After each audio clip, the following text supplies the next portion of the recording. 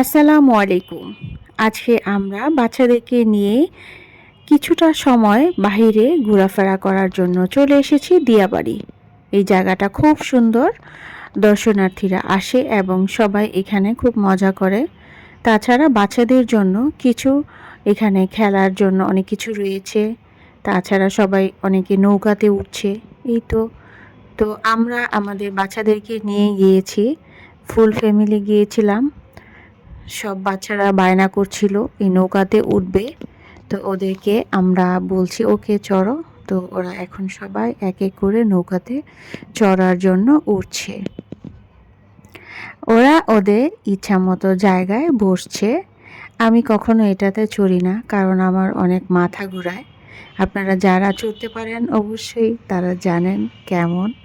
তা আমার কাছে খুব ভয়ঙ্কর মনে হয়, আমি চড়তে পারি না। তো বাচ্চারা সবাই এক এক করে উঠছে। এখন ওরা এটাতে চড়বে, ওদের খুব পছন্দ। তো নৌকাতে ওরা সবাই চড়বে। সবাই ওরা ওদের নিজেদের পছন্দ মতো জায়গা বেছে বসে পড়লো। এখন শুরু হলো এটা চড়া। আস্তে আস্তে প্রথমে শুরু হয়, তারপর কিন্তু স্পিডটা বেড়ে যায়। তো আমার ছোট বেবিটাকে মাঝখানে বসিয়েছি, ও একাই বসেছে। সে মনে হচ্ছে ভয় পাচ্ছে কিছুটা।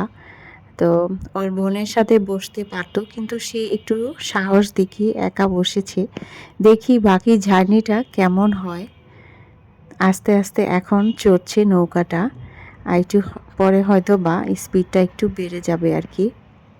যারা এটাতে চড়ে মজা পান তাদের জন্য তো খুব ভালো, আর যারা ভয় পান আমি মনে করি তাদের মোটেও চড়া উচিত নয়, কারণ অনেক সময় মাথা ঘোরায়, বমি হয়।